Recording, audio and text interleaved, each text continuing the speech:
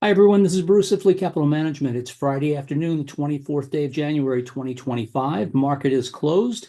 I think you're going to find this pretty interesting. I've got a number of different pieces I want to go over to show you some interesting analysis that's being done on your behalf. So let's jump right in. We always need to say the video presentation is intended for educational purposes only. The discussion of any security is not a recommendation to purchase or sell the security. I'm always available, Bruce at Fleet Capital Management. So last week or the week before, I don't remember, I talked to you about the new Calamos Bitcoin ETF that has 100% downside protection. So all of you, all of the accounts that were not trading the regular Bitcoin ETF, which has significant volatility, you are now in this 100% downside protected ETF. That is, unless you express to me that you did not want to be involved with Bitcoin. But other than that, you will see that in your portfolio. It has a little bit less than a 12-month duration.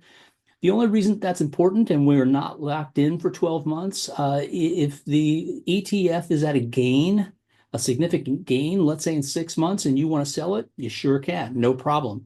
If by any chance it's at a loss, we need to hold it because the downside protection kicks in on maturity date, which is about 12 months from now. So that's important to know.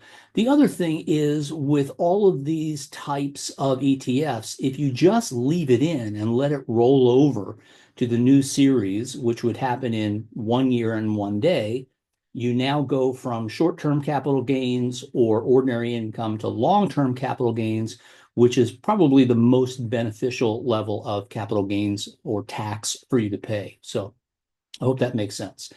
Another piece of research or a piece of research that I presented to you last week, which was interesting, but it was actually not enough. I'm working on more, is I was wondering if putting in a laddered ETF that holds the 12 different monthly downside protected S&P index, if that would help a growth portfolio.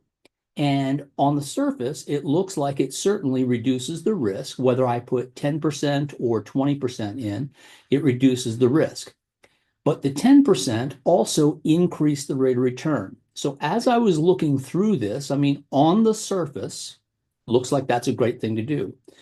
But obviously, one of those 3 years was a bear market. So the information may be skewed. I'm more interested in how it does during up market cycles year over year. So I've been in touch with the analysts over at Calamos. They're going to work this weekend on some new analytics for me, and then we're going to do a conference call on it early next week. So I'll present it to you. But I want to make sure that we're doing the right thing. Obviously, our goal is always to reduce risk. If we can enhance the return, great. But let's see, there's more coming. Okay, but I just wanted to bring that up to you. Someone called me the other day with a great question. They said they wondered if I'm more stressed as an investment manager with Trump back in the White House. My response was, hey, I do technical analysis, so nothing stresses me out. And that leads to the punchline, which is I saw this meme and pretty much fell out of my chair. He says, your technical analysis is no match against my tweets. And that's true. The reality is, yes, this is very funny, but the reality is this is a man who tweets about different things at 3 o'clock in the morning. And the last time he was in the White House, he would tweet about a company that made him mad, and the stock would drop 15% or 20%.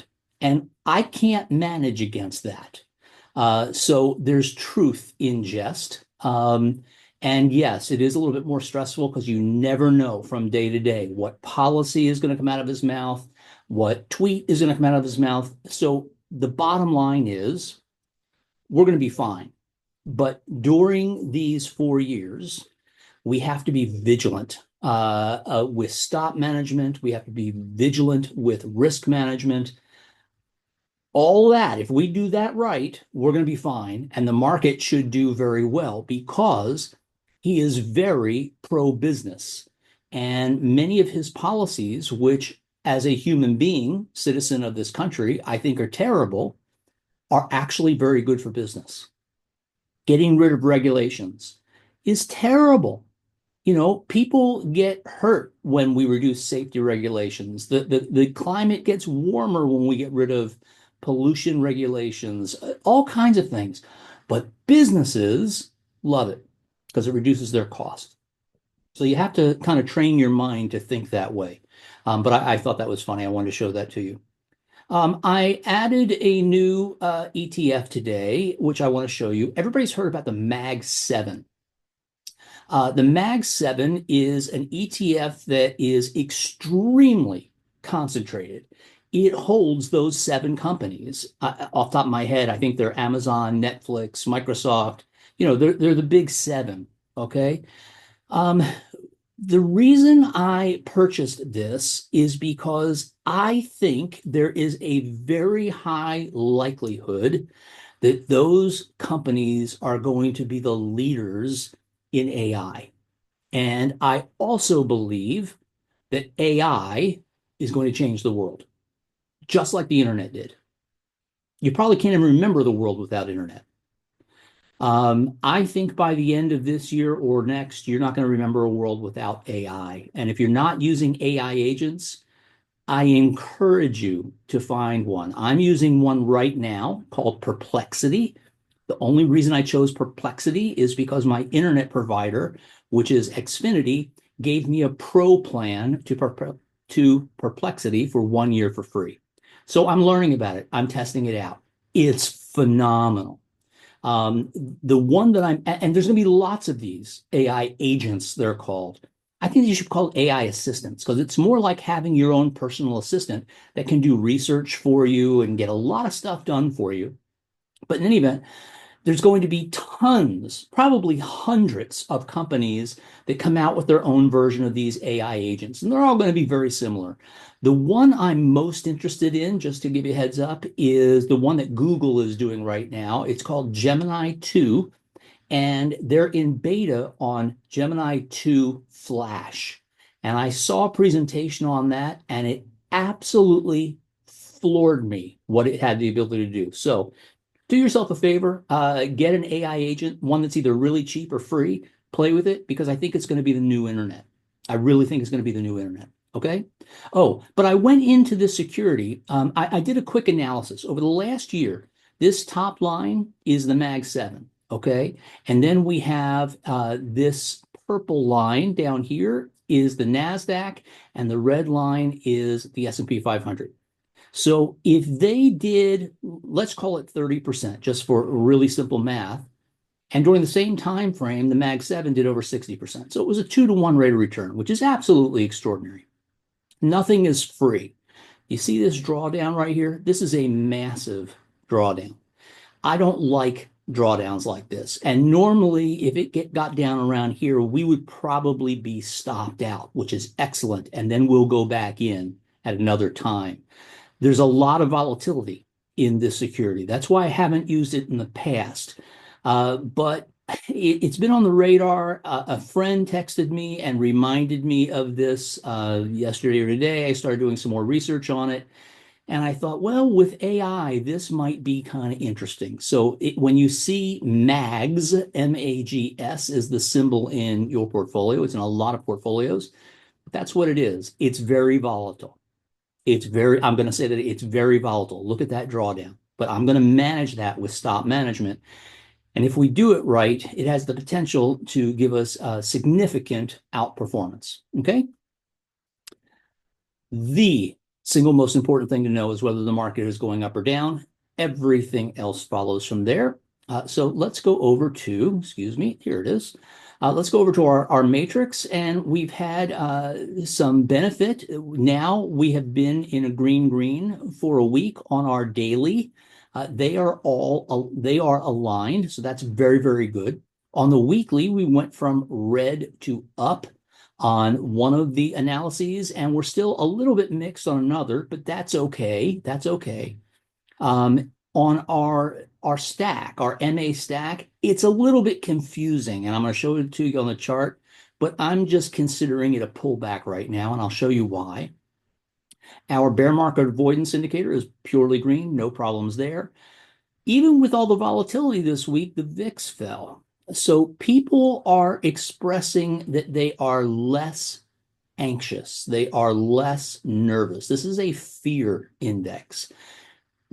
As I was watching that fall, I didn't worry too much about this mixed signal and this mixed signal, and I'll show you why on the chart. So let me go over to the charts.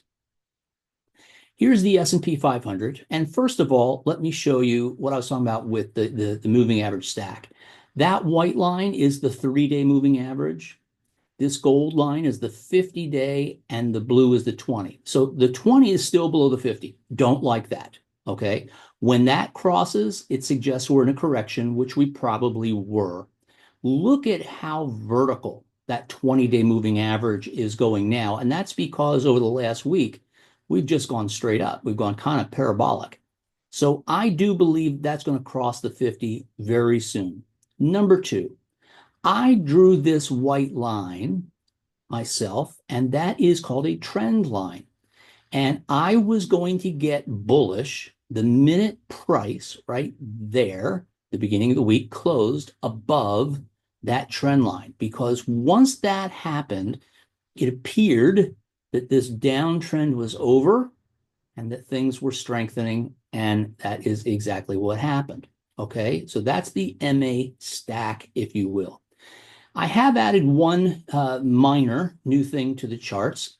These blue lines with the shading on either side, those are support and resistance lines. And if I drag this out, you can see that down here it says 1D or 1 day. That's on a daily chart. The daily chart support is right down here. The daily chart resistance was up here. Now it's become support because price is above it.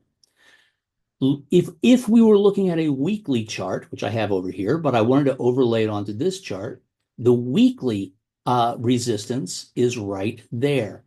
We broke through it, and we now have closed right inside that resistance.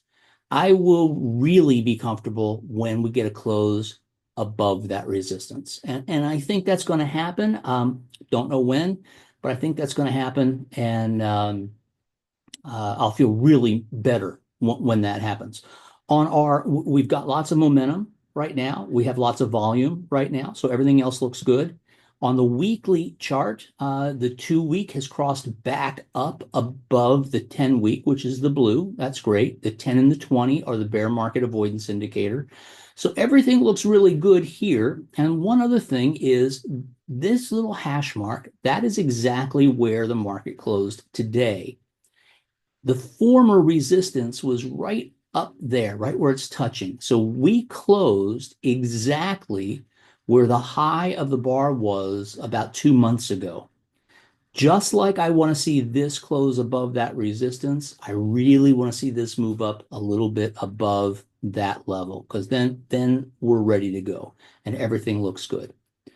So I wanted to show you that. I want to show you Bitcoin just for a second. Maybe it's more important to lots of you now because most of you have some exposure to Bitcoin, whether it's in IBIT, which is the ETF that has grand volatility, but also can make a lot of money, or you're in the new Calamos, which has 100% downside protection.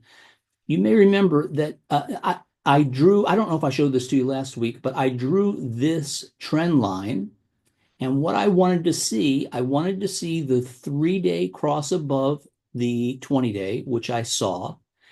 And at the same time, we closed above that trend line. So I went back, I added actually more Bitcoin, and now it has broken above this 1-day or daily chart level of resistance. You can see how it's just sitting in there. But we did close nicely above it today. And this level right here is just the last high, which was the highest high. So I would love to see the price close above that gray level. If it does, I may increase our exposure to Bitcoin, even a little bit more, because this thing is just like I said, AI is here to stay and it's going to change your life. Bitcoin has that potential as well. So we're going to monitor it closely. We always have stops with alarms and everything else. We're going to monitor it closely, but I think these types of securities can really, let me put it to you this way. Buying the mags, buying IBIT, um, getting more aggressive is because we have a very pro business administration. I don't know if it's going to come to fruition. If it does, if those policies start to come to fruition, the market could go up significantly, and I don't want you to miss that. On the downside, we will protect ourselves with stop management like we always do. So again, I'd like to get above that gray line, which is the highest high. POI stands for point of interest. I'd like to get above that little red dash on the weekly chart, which is just a trading range. You can see this range. See that range? It's been in for a long time. And I was out of Bitcoin for a long time. And now we went back in. I had gone in the first time after, this was January 7th. So that was just shortly after the presidential, we were clearly after the presidential election, but this was when Trump was starting to talk about adding Bitcoin to a national reserve. And I think that a Republican senator, has now put forth a bill to the House to try to accomplish that. If that happens, and it's an if that happens, and if I were a betting man, I'd say it's going to, I don't know how high Bitcoin will go.